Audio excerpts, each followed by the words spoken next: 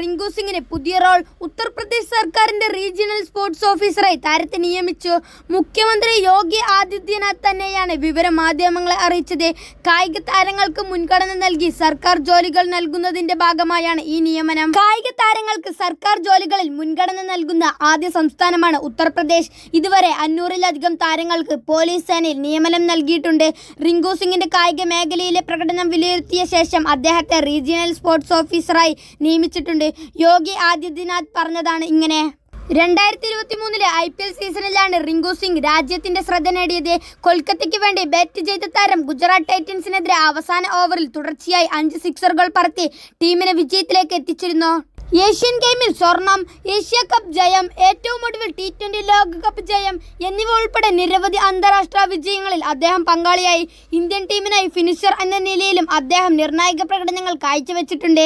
ഇതിന്റെ അടിസ്ഥാനത്തിലാണ് താരത്തിന്റെ പുതിയ പദവി നൽകാൻ സർക്കാർ തീരുമാനിച്ചത്.